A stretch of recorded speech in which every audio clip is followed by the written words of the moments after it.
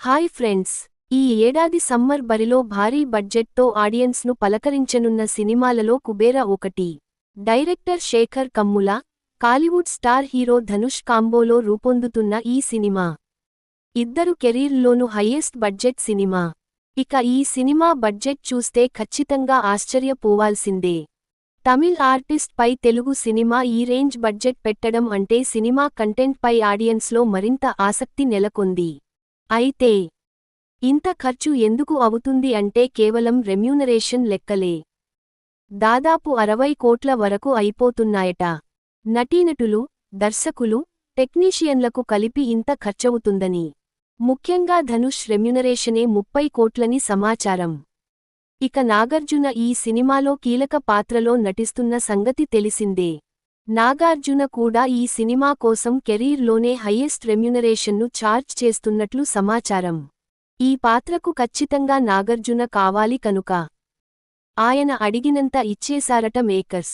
దాదాపు 14 కోట్ల remuneration charge చేసినట్లు సమాచారం.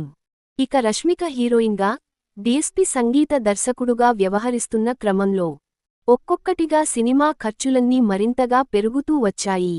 ఇదిలా ఉంటే శేఖర్ కమ్ముల తీసుకున్న ఈ సబ్జెక్టును బ్యాంకాక్, ముంబైలలో అధిక భాగం షూట్ చేయాల్సి వచ్చిందని, ఎక్కువ రోజులు అక్కడే వర్క్ చేయాల్సి వచ్చిందని, ఈ క్రమంలోనే ఖర్చులు, వడ్డీలు కూడా అధికంగా అయినట్లు సమాచారం. అలా మొత్తం కలిపి 130 కోట్ల వరకు బడ్జెట్ అయిందట. ఇదిలా ఉంటే సినిమా జస్ట్ ఓటీటీ హిందీ హక్కులతోనే 90 కోట్ల వరకు రికవరీ చేసేసుకుందని తెలుస్తుంది. ఇక అసలైన వెర్షన్ తమిళ్. ఈ హక్కులు ఇంకా అమ్ముడుపోలేదు. దాంతోపాటే థియేటర్ హక్కుల సైతం మిగిలి ఉన్నాయి.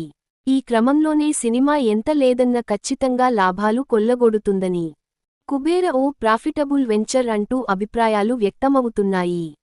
ఈ వీడియో మీకు నచ్చితే లైక్ చేయండి, షేర్ చేయండి, మన ఛానల్ని సబ్స్క్రైబ్ చేయడం మర్చిపోకండి.